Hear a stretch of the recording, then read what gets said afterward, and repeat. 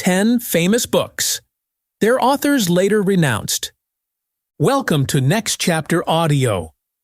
Today we're diving into a fascinating topic.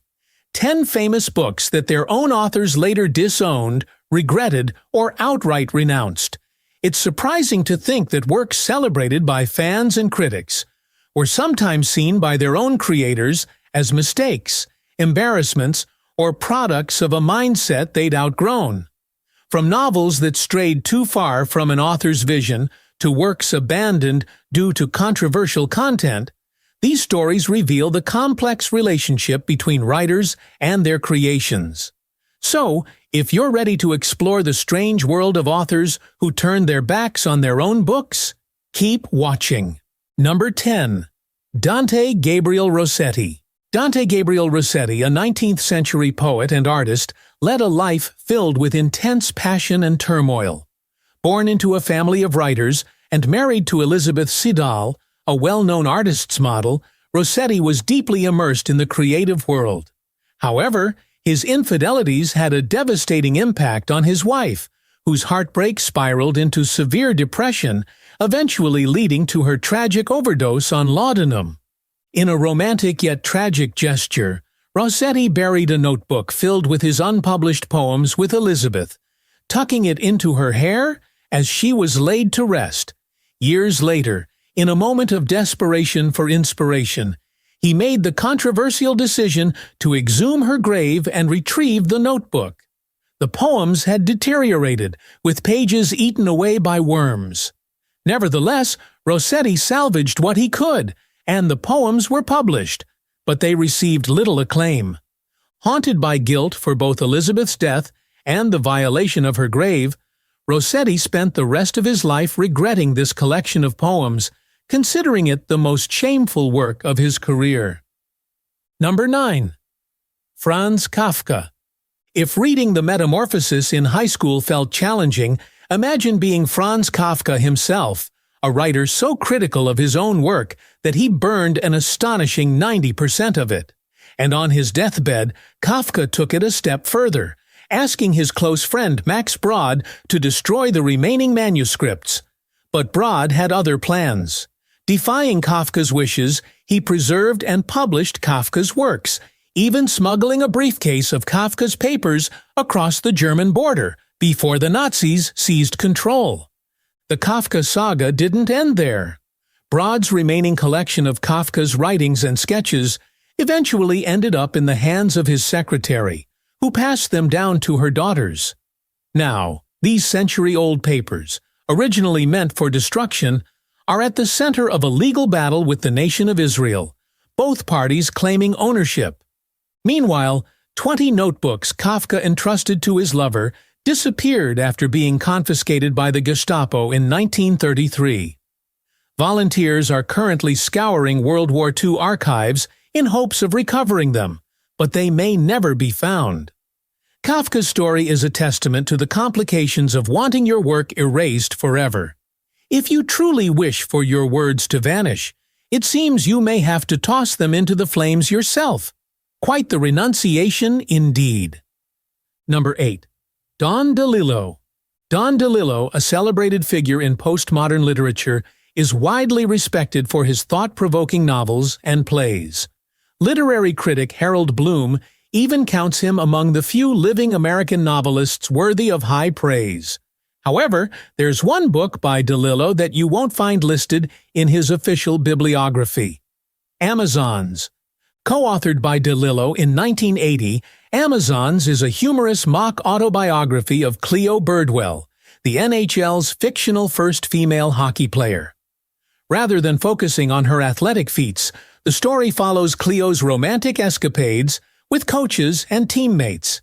It's a comedic detour from DeLillo's usual serious introspective work, written at a time when he'd achieved critical but not financial success with his first 6 novels. Despite Amazons showcasing a lighter side of his creativity, DeLillo has never publicly acknowledged his involvement in the book. In fact, he specifically requested that it be excluded from his official bibliography. Whether it's a missed opportunity or a necessary departure, Amazons remains a hidden gem, leaving us to wonder if more renowned writers could benefit from an occasional foray into light-hearted, accessible works, or if, like DeLillo, they'd prefer to keep it under wraps. Number 7. William Powell. You may have heard of the anarchist cookbook, the notorious 1970 manual that covers everything from making explosives to concealing drugs. Despite its inaccuracies and the risks associated with its explosive recipes, the anarchist cookbook has maintained a persistent underground following. This is something that troubles its author, William Powell, to this day. Powell wrote the anarchist cookbook at just 19, fueled by anger over the Vietnam War draft and a desire to rebel against the system. However, as he grew older and became a teacher and father, he deeply regretted the book's content. He's since spoken out against its message, pleading with readers not to buy it, as he no longer believes violence is a justifiable means for political change. Unfortunately, Powell doesn't hold the rights to the book anymore, which means he can't halt its distribution. Instead, he has given interviews and raised awareness about his regret, describing the anarchist cookbook as a dark stain on his legacy. For the world, it remains a dismaying and controversial work, while for Powell, it's a book he wishes could simply disappear. Number 6. Stephen King. Stephen King is known for his vast and varied collection of stories, some of which are famously eccentric, like the tale of killer trucks in Maximum Overdrive.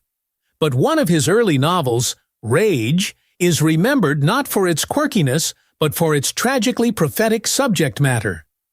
Written under the pen name Richard Bachman, Rage tells the story of a high school student who brings a gun to school, kills 2 teachers, and takes his classmates hostage, who, disturbingly, begin to sympathize with him in a Tyler Durden-esque way. Given the increase in school shootings, the book's censorship is sadly understandable. At least one real-life school shooter was found to have a copy of Rage in their locker, which prompted King and his publishers to take decisive action. King voluntarily pulled the book from publication, ensuring that no new editions would be released, as he didn't want it to inspire any violent acts. Written during his college years, Rage could have easily attracted scrutiny if King had been more established at the time. Today, he considers the novel a dark spot on his career. Although Rage is largely forgotten by the public, King himself has made sure it stays that way, recognizing its potential impact in a changed world. Number 5. Mark Twain. Mark Twain is often celebrated for his wit and irreverence, but he kept one of his works under wraps for quite some time. A humorous piece titled 1601, Conversation, as it was by the social fireside, in the time of the Tudors. This short, playful work is filled with bawdy jokes and satire, poking fun at the notion that the Elizabethan era was all prim and proper. The story imagines a fictional fireside gathering with Queen Elizabeth, Shakespeare, Sir Walter Raleigh, and other notable figures, all engaging in cheeky conversations. Twain kept his authorship of 1601 anonymous for 26 years, despite privately admitting that he found it dreadfully funny. He even called it one of the few pieces that made him genuinely laugh. However, as time went on, Twain downplayed the piece, suggesting any decency in it was purely accidental. Perhaps he feared this collection of fart and sex jokes might overshadow his more serious contributions, like Tom Sawyer and Huckleberry Finn. In hindsight, Twain's caution was understandable. Mainstream publishers deemed 1601 too indecent for print from 1880 until the early 1960s, when society became more accepting of its humor. By then, 1601 had earned a reputation as a legendary read, showing a lesser-known, playful side of Twain's literary genius. Number 4. Martin Amos. Renowned British author Martin Amos has a lesser-known work that he would prefer to keep hidden. Titled Invasion of the Space Invaders, this 1982 guide dives into the world of early video games, a surprising venture for a writer known for his serious literary novels. The book even features an introduction by Steven Spielberg and is filled with witty remarks and advice, such as "bag it" for collecting fruit symbols in video games. Amos's reluctance to acknowledge invasion of the space invaders is apparent. When a reporter once joked that it was among his best works, Amos reportedly responded with a mix of pity and disdain, revealing his embarrassment over the project. Known for his intense views on literature and politics, this light-hearted book on gaming is an unusual and uncharacteristic chapter in his career. Despite his disinterest, Invasion of the Space Invaders has intrigued readers over the years with its nostalgic insights and timeless gaming advice. Gems like reminding Pac-Man players to avoid getting macho on the dotted screen make it a unique if odd addition to Amos's body of work. However, he's remained tight-lipped about why he wrote it, leaving this quirky venture into gaming lore as a mysterious and overlooked moment in his career. Number 3. Nikolai Gogol. Nikolai Gogol was once a highly influential Russian author, known for his unique voice and narrative style that inspired literary giants like Vladimir Nabokov and Fyodor Dostoevsky. Among his notable works, Dead Souls stands out as a modern reimagining of Dante's Divine Comedy.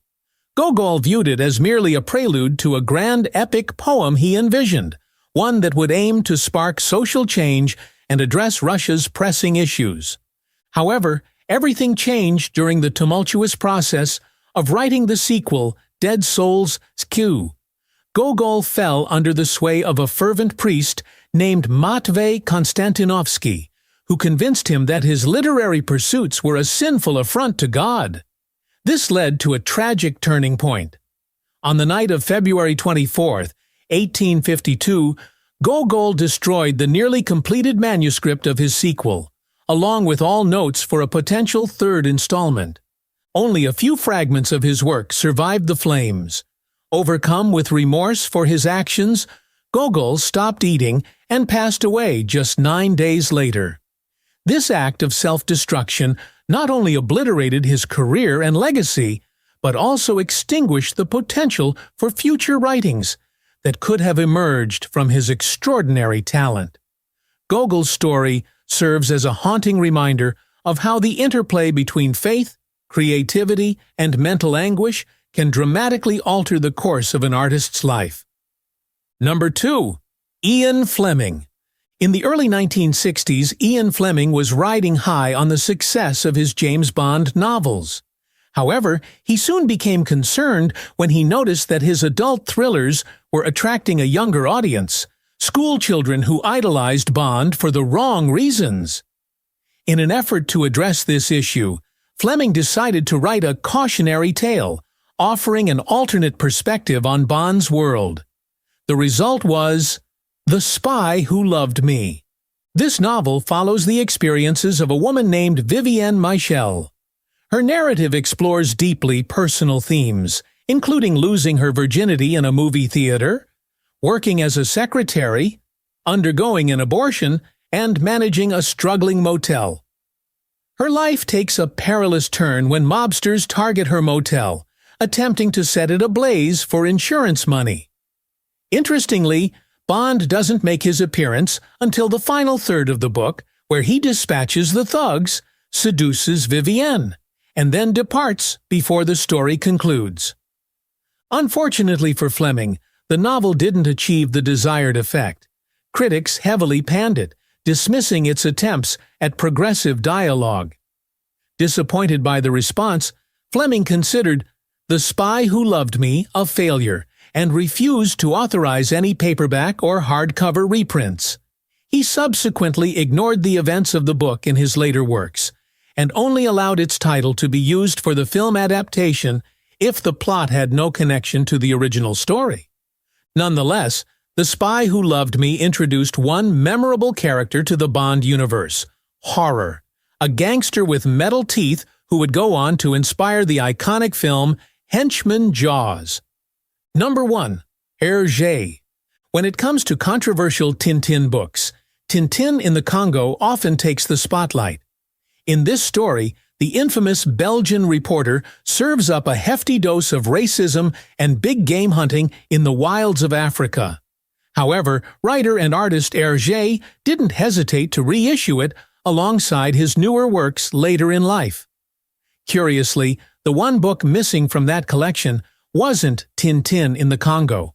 Instead, it was Tintin in the Land of the Soviets, Hergé's very first Tintin adventure and also his most controversial. Why did Hergé refuse to redraw it? The answer lies in the circumstances surrounding its creation. The early Tintin stories were largely imposed on Hergé by his editor, an ultra-conservative priest who aimed to educate children about the perceived dangers of communism.